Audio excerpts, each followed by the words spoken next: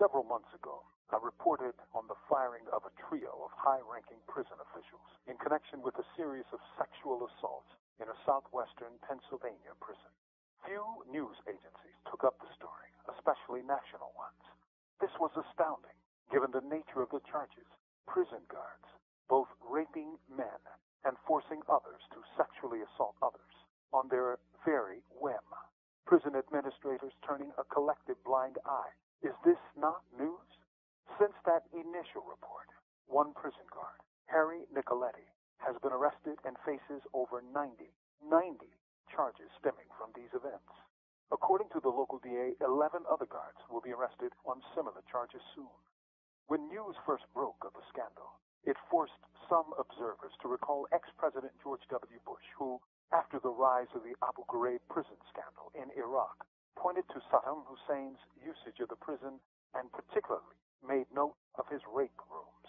Well, once again, Americans have gone one better. From rape rooms to rape blocks. In the prison known as State Correctional Institution at Pittsburgh, those convicted of sex crimes were targeted for beatings, rapes, or both.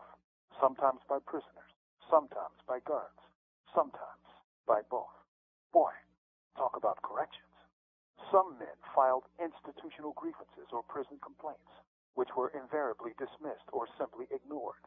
Others tried to file actions in court, where most fell into black holes. It is worthy to note that this year marks the 40th anniversary of the notorious and vicious slaughter at Attica, a maximum security prison in upstate New York. Attica was supposed to be the bellwether of change to American corrections, but if anything, it shows the limits of liberal reforms, which can be washed away in another season. Limits were promised by liberal politicians. Years later, neoliberals would push for more repressive laws that shuttered courtrooms and made civil suits an obstacle course. They joined with conservatives to build the prison industrial complex into the monster that it is today. In many ways, they made the scandals which we see today and the rape blocks possible. From death row, this is Mumia Abu-Jamal.